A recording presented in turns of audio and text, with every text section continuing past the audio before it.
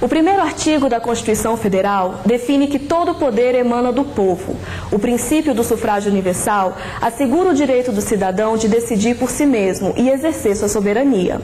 O sufrágio universal é um direito de todos, desde que alguns requisitos sejam obedecidos. São os direitos políticos que definem quem pode votar e ser votado. O cidadão adquire seus direitos políticos quando se alista junto à Justiça Eleitoral. No momento do alistamento, o cidadão recebe seu título de eleitor e sua cidadania é oficialmente reconhecida. A Constituição define que para ser eleitor é necessário ter mais de 16 anos e ser brasileiro.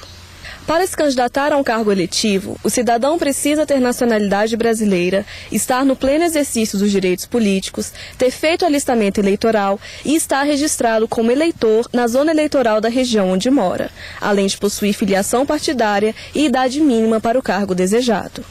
A lei eleitoral determina que os candidatos que concorrem aos cargos de presidente, vice-presidente e senador devem ter no mínimo 35 anos. Para os cargos de governador e vice-governador, é exigida a idade mínima de 30 anos. Já quem deseja candidatar-se para deputado, prefeito e vice-prefeito, precisa ter no mínimo 21 anos. O cargo de vereador pode ser ocupado por candidatos a partir dos 18 anos de idade. Para concorrer a um cargo público, é necessário que o cidadão filie-se a um partido político. Candidaturas independentes não são aceitas pela legislação eleitoral. Essa filiação deve se dar até um ano antes das eleições. O candidato também precisa provar que reside há pelo menos um ano na cidade ou município onde está inscrito como eleitor. É o chamado domicílio eleitoral. Outra exigência da lei é que o cidadão saiba ler e escrever. Pessoas analfabetas não podem disputar um cargo eletivo. No regime democrático, o direito de elegibilidade garante que qualquer pessoa pode votar e ser votada. Para assegurar esse direito de todos, foi criada a Lei das Inelegibilidades, com o objetivo de proporcionar igualdade nas disputas pelos cargos públicos. O propósito principal dessa lei é a defesa da moralidade pública, da regularidade do processo eleitoral e do equilíbrio entre os concorrentes. A Lei das Inelegibilidades, que é a Lei Complementar número 64 de 1990, determina situações em que algumas pessoas perdem o direito de concorrer a cargos públicos. O candidato que tiver contra si processo na Justiça Eleitoral por abuso de poder econômico ou político é inelegível para a eleição que concorre e as que se realizarem nos 3 anos seguintes.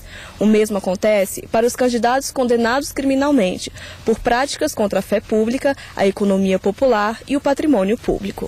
A importância de haver uma definição das inelegibilidades é que, dessa forma, você consegue evitar que pessoas que tenham lançado mão de corrupção ou que tenham malversado dinheiro público possam continuar à frente da gestão do Estado brasileiro.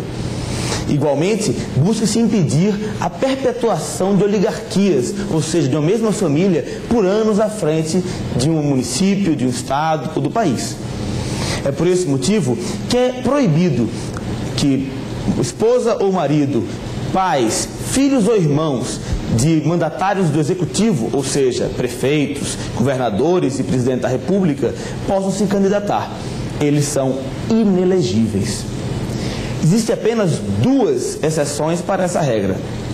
A primeira é quando esse parente ou cônjuge já tiver mandato eletivo anterior.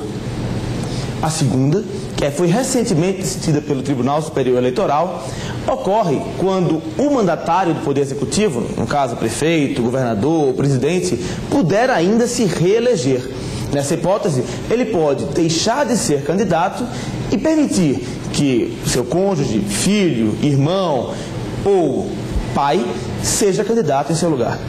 Vale também destacar uma outra hipótese. É quando aquele governante, no exercício de suas atribuições, seja como presidente, seja como prefeito, ou mesmo, no caso de confiança, como secretário de Estado ou ministro, tiver suas contas rejeitadas pelos tribunais de contas. Evidentemente, essa hipótese de inelegibilidade somente se aplica quando não houver mais recurso do julgamento das contas. Porém, uma vez transitado em julgado, quando não couber nenhuma espécie de recurso, nem ao judiciário, nem ao próprio Tribunal de Contas, aquele cidadão será inelegível pelo prazo de 5 anos a contar da decisão transitada em julgado. Outra hipótese que podemos imaginar de inelegibilidade decorre daqueles mandatários que são cassados no exercício do seu mandato. Esses podem ser prefeitos, governadores, presidente da República, mas também vereadores, deputados ou senadores. Uma vez sendo cassado no exercício do mandato, aquele cidadão será impedido de concorrer nas eleições durante o período do mandato que ele teria direito a exercer, somados mais 3 anos. Um dos casos mais famosos em que a lei das inelegibilidades vetou o registro de candidatura foi o do senador Luiz Estevão. O ex-senador perdeu seu mandato em 2000 por quebra de decoro parlamentar. Em 2002, Luiz Estevão entrou com pedido de registro de candidatura para concorrer ao cargo de senador. Os ministros do Tribunal Superior Eleitoral negaram o pedido, citando que os direitos políticos do candidato foram suspensos depois da cassação de seu mandato. A lei das inelegibilidades também foi responsável por manter o ex-presidente Fernando Collor